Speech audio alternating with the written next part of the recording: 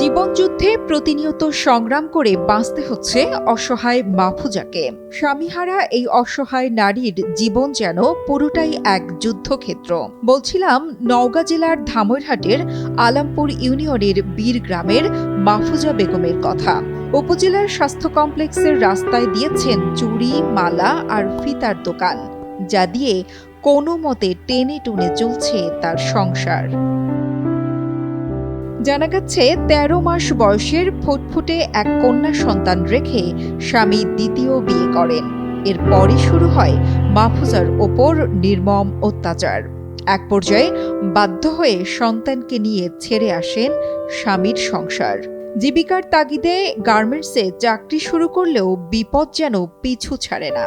ধরা পড়ে মরণ ব্যাধি রোগ ব্রেইন টিউমার, যার অপারেশনের জন্য দরকার ৩ লাখ টাকা।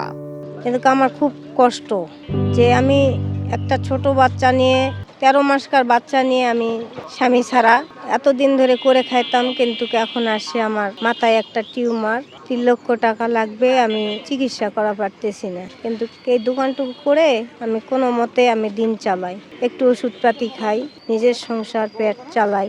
যদি কেউ কোনো সাহায্য করে তবে আমার একটু উপকার হয়। মানে অপারেশনের টাকাতে এটা তো ওষুধই, মানে ফুল ডোজ আমার হয় না। তারপরেও মানুষ কয়ে বলে আমি কম দিয়ে এই ওষুধটুকু নিয়ে এসে খাইয়ে দেয় থাকি। মাসে ১০,০০০ টাকা লাগবে ওষুধ খাইতে, আমি পারতেছি না তো ১০,০০০ টাকার ওষুধ খাইতে।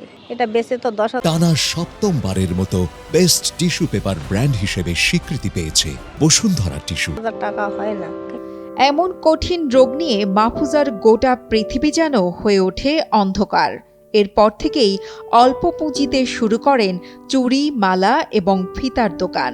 সারাদিনে যা আয় হয় সেই উপার্জন দিয়ে পেটে ভাতে খাবার জুটলেও চিকিৎসা যেন সোনার হরিণ। মাথায় টিউমারের ব্যথার যন্ত্রণা যেন অসহায় মাহফুজার নিত্যসঙ্গী। ওনাকে ধন্যবাদ জানাই যে উনি ভিক্ষাবৃত্তি বা অন্য কোনো অসৎ উপায় অবলম্বন না করে একটা সৎ কর্মের মাধ্যমে জীবনযাপন করার চেষ্টা করছেন। আসলে এরকমটা প্রত্যেকটা মহিলার যারা অভাব বা বিভিন্ন সমস্যার মধ্যে জর্জরিত থাকেন তাদের এরকম একটা পদক্ষেপের মধ্যে থাকা উচিত বলে আমি মনে করি। কৌতূহলবশত আমরা একদিন আমি জানতে পারি যে ওই খালাকে জিজ্ঞাসা করি যে আপনি আসলে এইভাবে এই ব্যবসাটা কিভাবে করেন। তো উনি ওনার দুঃখ দুর্দশার কথা জানান। আমরা জানতে পারি যে উনি আসলে খুবই শারীরিকভাবে অসুস্থ, ওনার একটা শরীরে টিউমার বহন করতেছেন, যেটার জন্য অনেক টাকা ব্যয়ভার বহন করতে হয় তাকে। উনি কোনো রকম এই ব্যবসা দিয়ে হয়তো বা তার পরিবারটা কোনো রকম চালিয়ে নিতে পারেন, কিন্তু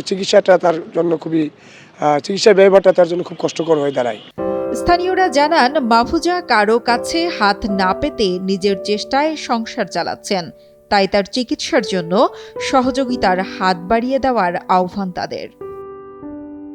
মাহফুজের চিকিৎসার জন্য প্রয়োজনীয় ব্যবস্থা করে দেবেন বলে আশ্বাস দেন উপজেলার সমাজসেবা অফিসার। ওনার কাগজপত্র, চিকিৎসা এবং ব্যবস্থা এবং রিপোর্ট নিয়ে আমি অফিসে আসতে বললাম।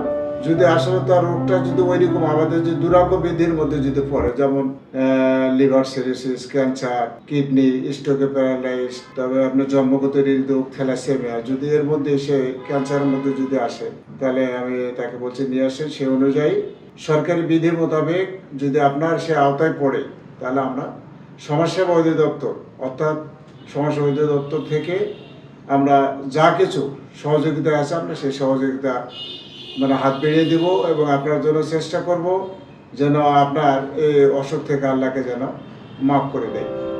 একমাত্র সন্তানের জন্য জীবন যুদ্ধে লড়াই করে টিকতে চান মাহফুজা। তাই তো স্বপ্ন দেখেন একদিন সুস্থ হয়ে আবার ফিরবেন স্বাভাবিক জীবনে। মাহফুজুর রহমানের তথ্য ও ভিডিও চিত্রে ডেস্ক রিপোর্ট, কালের কণ্ঠ।